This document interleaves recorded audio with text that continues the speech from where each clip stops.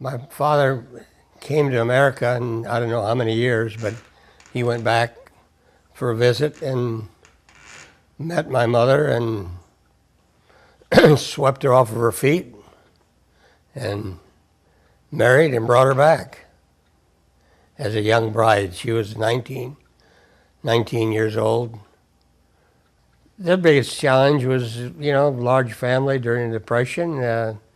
My mom she used to make sheets for the beds out of flour sacks, sew them together and make pillowcases and get socks, hand-me-down socks and make them smaller, and a lot of handwork.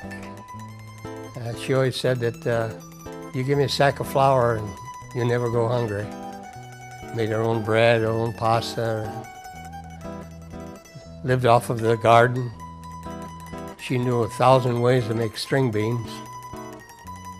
Very little meat in those days. If you had a meat, you'd make sure you had about 2 bites of bread behind it, or you'd be reminded.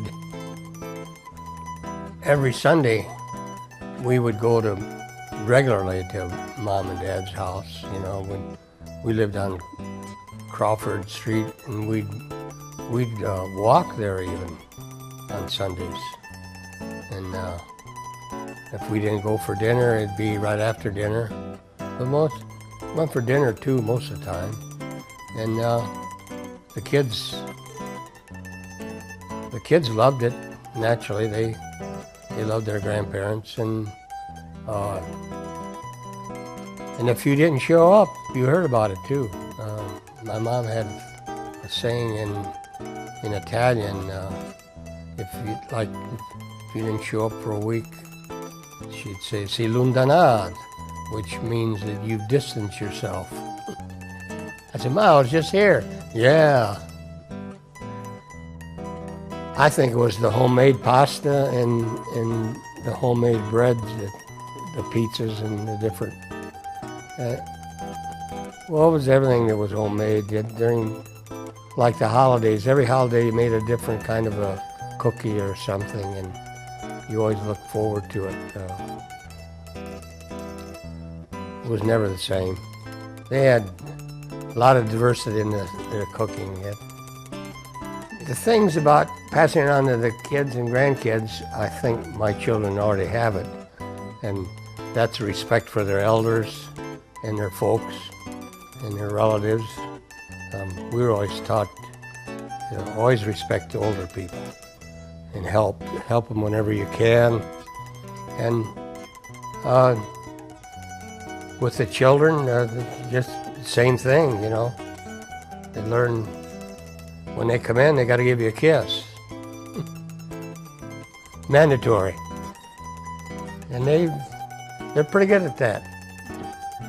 And they enjoy coming over, just like we enjoyed going to my folks. They look forward to it. They know where all the goodies are.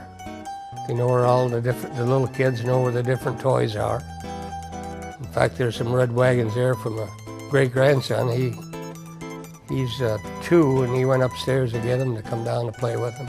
And you don't come here that often. So it's being passed on in our family pretty good.